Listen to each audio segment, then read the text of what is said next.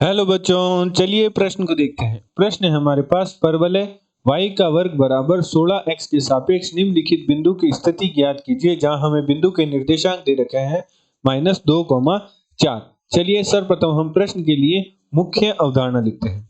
मुख्य अवधारणा, मान लीजिए हमारे पास परवलय का समीकरण दे रखा है, परवलय का मानक समीकरण दे रखा है जो कि है y का वर्ग बराबर 4ax और एक बिंदु मान लीजिए a जिसके निर्देशांक मान लीजिए x1, y1 है।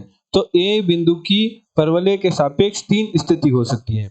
या तो a बिंदु परवलय के ऊपर उपस्थित हो सकता है, या a बिंदु परवलय के अंदर उपस्थित हो सकता है, या a बिंदु परवलय के बाहर उपस्थित होता है।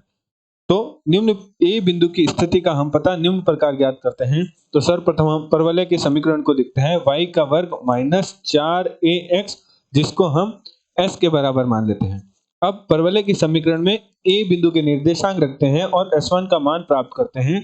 तो हमारे पास s1 का मान प्राप्त होगा a बिंदु के निर्देशांक परवलय के समीकरण रखने पर, तो y की जगह हम y1 रखेंगे, तो y1 का वर्ग -4ax की जगह x1 रखेंगे। तो हमारे पास इस प्रकार s1 का मान प्राप्त होगा। यदि हमारे पास s1 का मान 0 प्राप्त होगा तो जो हमारा बिंदु a है वह परवलय के ऊपर उपस्थित होगा। यदि हमारा s1 का मान धनात्मक प्राप्त होता है तो जो हमारा बिंदु a है वह परवलय के बाहर उपस्थित होगा। और यदि हमारे पास जो s1 का मान है वह ऋणात्मक प्राप्त होता है तो हमारा जो a बिंदु है वह परवलय के अंदर उपस्थित होगा। इस प्रकार हम a बिंदु की स्थिति का परवलय के सापेक्ष पता लगा सकते हैं। अतः प्रश्नानुसार प्रश्न में हमें परवलय की समीकरण दे रखी है जो कि है y का वर्ग बराबर 16x, जिसे हम कुछ इस प्रकार लिखते हैं मुख्य अवधारणा अनुसार y का वर्ग -16x जिसे हम s के बराबर कहते हैं। और प्रश्न में हमें बिंदु के निर्देशांक दे रखे हैं जो कि हमें दे रखे हैं 2,4। तो इसे हम a नाम दे देते हैं, तो हमें a बिंदु के निर्देशांक दे रखे हैं 2,4। अब हम मुख्य अवधारणा अनुसार s1 का मान ज्ञात करते हैं। तो हमारे पास s1 का मान प्राप्त होगा, परवलय के समीकरण में a बिंदु के निर्देशांक रखेंगे तो y की जगह हम 4 रखेंगे, तो 4 का वर्ग -16 गुणा 2।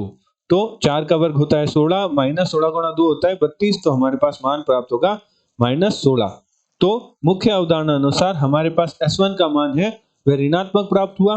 अतः हम कह सकते हैं कि बिंदु a जिसके निर्देशांक हैं 2,4 वह परवलय के अंदर उपस्थित है। परवलय के अंदर उपस्थित है। तो हमने मुख्य अवधारणा की सहायता से बिंदु a की अर्थात 2,4 की परवलय y का वर्ग बराबर 16x के सापेक्ष बिंदु की स्थिति पता की, तो हमारे पास स्थिति प्राप्त हुई परवलय के अंदर उपस्थित है। आशा करते हैं आपको प्रश्न का समझ आया होगा। धन्यवाद।